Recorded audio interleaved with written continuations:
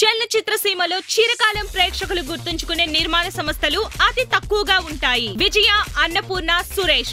అదే కోవలో తెలుగు సినీ రంగం గర్వంగా చెప్పుకునే ప్రతిష్టాత్మక నిర్మాణ సంస్థ కిషోర్ రాటి సమర్పించు మనీషా ఫిలిమ్స్. ఏ పని ప్రారంభించడానికైనా శుభం జరగాలని వినాయకుడికి కొబ్బరికాయ కొడతాం. అలా మనీషా ఫిలిమ్స్ తొలి చిత్రం కొబ్బరి బోండం ఆల్ టైమ్ ఎంటర్టైన్మెంట్ గా మన మదిలో నిలిచిపోయింది. రెండో ప్రయత్నంగా రాజేంద్రుడు గజేంద్రుడు సూపర్ హిట్. ఏనుగుని హీరోగా చూపించి ఫైట్ లో డాన్స్లు చేయించి పిల్లలు మెచ్చే సినిమాగా గుర్తుండిపోయింది. మూడో సినిమా మాయలోడు రాజేంద్ర ప్రసాద్ నటనా గారడికి ఓ కలికితురాయి. ఇలా వరుసగా హిట్లతో హ్యాట్రిక్ సాధించిన మనీషా ఫిలిమ్స్ ఒక కమీడియన్ ని హీరోగా చేస్తున్నామని అనౌన్స్ చేశారు.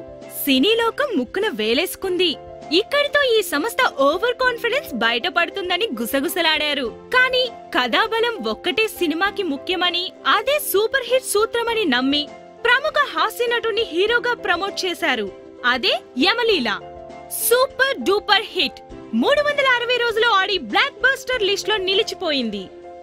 ఆ తర్వాత వరుసగా వినోదం, గన్ షాట్, దీర్ఘ సుమంగళి భవ, ఉగాది, అభిషేకం ఇలా వరుసగా 10 చిత్రాలు నిర్మించి మనీషా ఆర్ట్ బ్యానర్ ని కిషోర్ రాటి తన తనయుడు మహేష్ రాటిని నిర్మాతగా పరిచయం చేస్తూ అంతా మన మంచికే, మౌనమేలనోయి వంటి మ్యూజికల్ హిట్ చిత్రాల్ని నిర్మించారు.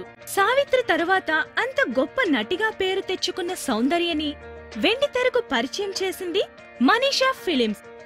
యమలీల ద్వారా ఇంద్రజ, ఇలా ఎంతో మందికి మార్గదర్శకంగా నిలిచిన మనీషా ఫిలిమ్స్ ద్వారా కిషోర్ రాటి తనయుడు మిలన్ ని పరిచయం చేస్తున్నారు.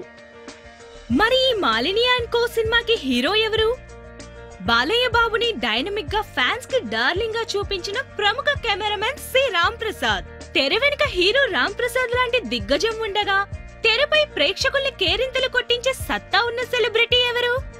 వరల్డ్ క్రికెట్ లో ఇండియా గెలిస్తే నాట్యం చేస్తానని ఛాలెంజ్ చేసిన వివాద నటి Poonam Pandey.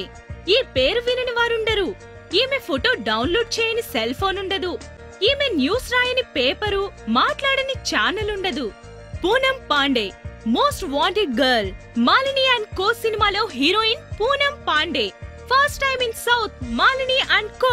Let's wait and watch for the release 2015 January.